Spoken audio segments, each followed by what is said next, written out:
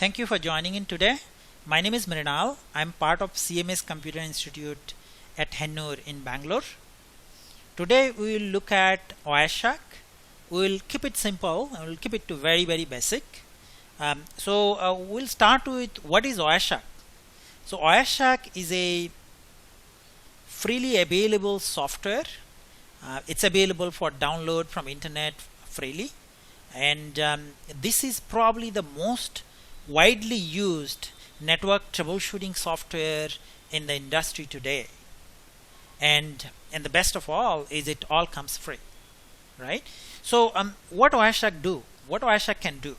What Wireshark does is it has two key functionality. First one is it can capture every traffic that goes in and out of your computer, or for that matter it can capture every packet that goes in and out of your network, right? So basically, you might know that everything you do in your computer, in terms of going to internet or browsing your websites or chatting with your friend, the informations are exchanged between your computer and other computers and other devices somewhere. Now, the way the information gets exchanged is these informations are translated into zeros and ones, and then they are put into something called packets. Packets are a collection of a set of zeros and ones with some information, and they are sent out from your network interface cards to the wire, and then it moves through the network and to reach the final destination at the end, right? So now what Wireshark does is, as packets are moving in and out of your network interface card, it captures those packets from your network interface cards directly, right? So what that means is this can give us a lot of insight into what's happening when you are working on something or when something is not working, either way, right? So Wireshark is a great tool for troubleshooting your networking problems, for troubleshooting your application problems, be it something is not working at all or be it some sort of a performance issue.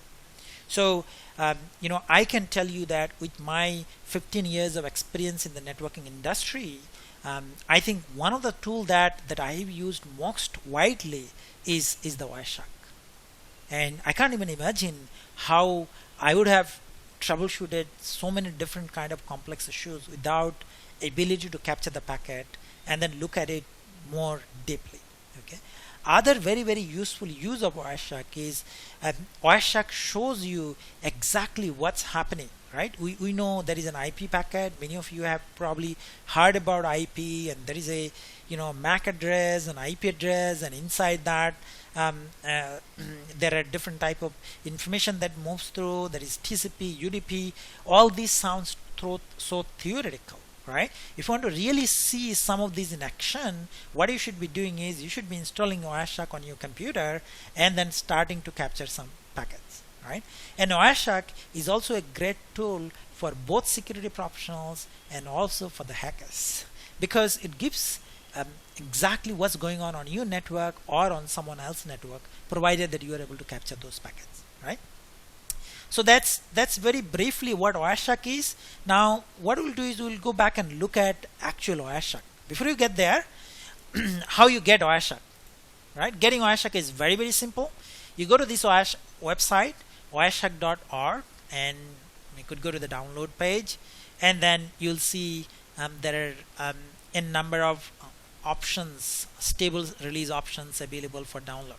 Right? You can download for Windows, you can download the source code or macOS, and I think if you are like me, one of the Windows users, then you could just grab either 32-bit or 64-bit versions of Wireshark depending on your operating system, right? So you just download it, and like any other Windows application, just go ahead and double click on the setup, and then the Wireshark gets installed. Right. One thing to remember: this Wireshark will also install something called WinPcap.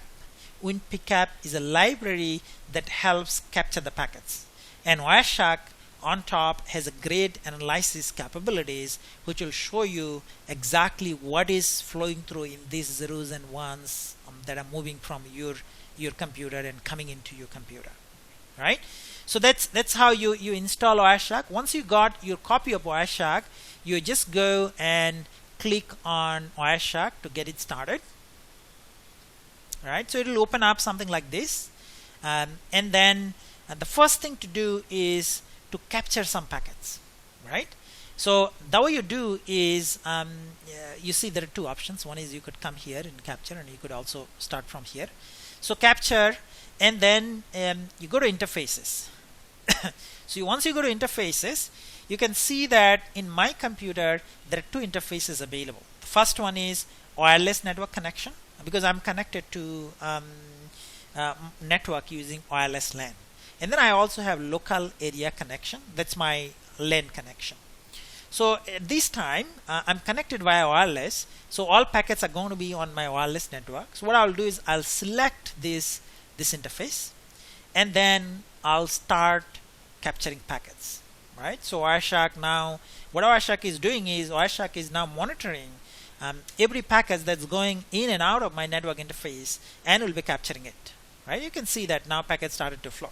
Now what I'll do is I'll send some ping packets so that we can look at it a little bit more details, and I'm going to ping an IP address called 4.2.2.1. so this is one of the very well-known IP address available on the internet, and this offers DNS service. And if you don't have a DNS server of your own, you could configure your machine to use this IP address as a DNS. Right, so I've sent 4 pings from my Windows machine, and I got 4 replies, and I think that should be good enough number of packets. I already have 30 plus packets. I'll just stop the capture. Now all I need to do is come back to capture and then stop. So now we have a set of packets. You can see that every packet that was passing through my wireless network interface card has been captured here. Right, so the first plane that we see, I know the first section of Wireshark plane, this has a very brief summary of every packet,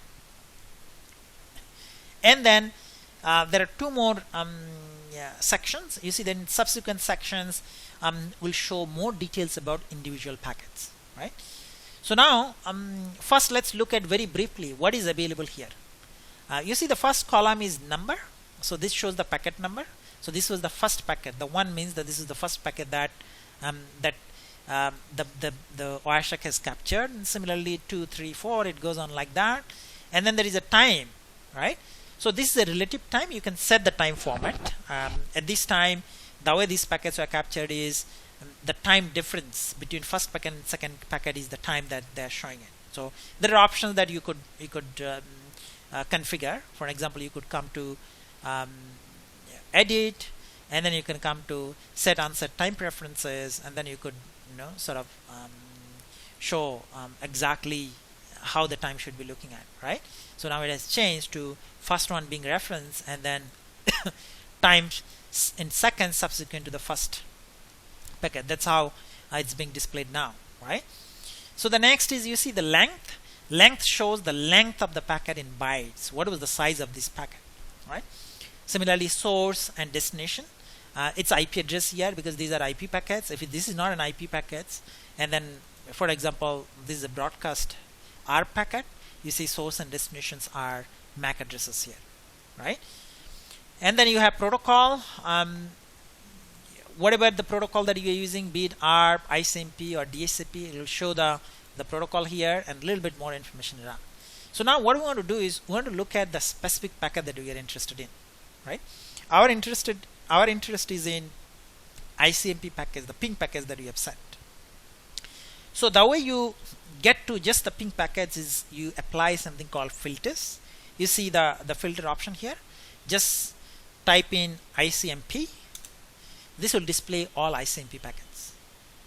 Right, now let's look at packet number 18. This is the first packet we have sent. So this is what this shows is this is a ICMP packet from source address of 192.168.0.100, which is IP address of my machine. We can just have a quick look and confirm it. My bad fingers. Okay, all right. So it's you can see that this is my IP address, and the destination IP address is the IP address that we try to ping. That's 4.2.2.1, and then the protocol that's used is ICMP, and EQ request is the type of package we have sent, and we got a response back. We got a response back pretty quickly, and the response was the source was obviously the destination in the previous packet, and the response came back to our IP address, and it's once again ICMP, and it's a EQ response, EQ reply, right? So that's really, very quickly. Now if you want to look at a little bit more deep into these packets, you see that this section gives us an option to look at exactly every bits and bytes of this packet and what does it mean. And the third section shows the raw packet as it is, right? So for an example, if I can show you the first packet, and if I look at the Ethernet, right? In Ethernet, you see the first section is the MAC address, destination MAC address. Now as I select destination MAC address here, you see in the packet the first 6 bytes got highlighted. So this is really the MAC address, and you see that this is exactly the MAC address as well, right? And what Wireshark did for us, actually Wireshark is also, instead of just displaying this number, it's also saying that it's a D-Link, right? D-Link IN, and then the subsequent MAC address. So basically Wireshark does a lot of analysis for us and shows, behind these bits and bytes and what it is really. So this is a destination MAC address, and it's saying that the MAC address itself is a D-Link interface MAC address, right? Similarly, you can see the source MAC address, and we could now move on to actually IP header, right? So if you look at IP header, it's saying that IP protocol version is 4, and that's the digit which represents IP protocol version. Header length is 20 bits. I think pretty much every bit of information that's available on the packet as it's moving through can be seen here. TTL is 128. This is IP ID, and whatnot. Whatever is there, whatever information is there in the packet, everything you can see. You can deep dive and see exactly what's happening, right? And the same way, when a response came back, you'll be able to see exactly what is the response and what information was there in the response packets, right? So does it look exciting? What do you say, right? So I personally find this is an extremely useful tool, and trust me, every networking professional who is working in the industry and who really has to troubleshoot the problems and fix the problems, and Wireshark is a great tool, and is a tool that they must have in their list of toolkits, right? So and also, as you have seen, if you want to learn exactly what happens in the network, you want to deep dive and look at the protocols and look at when you are going to a website, what exactly happens, right? If you want to become a security professional and see what's moving through your network, you must learn Wireshark and start using it. So we'll stop here. I think hopefully this has given you a very quick introduction of Wireshark, and you can get started. And if you have any further questions, and you can always mail me at cms.hennur@gmail.com. Thank you very much for your time, and happy learning, and have a great day.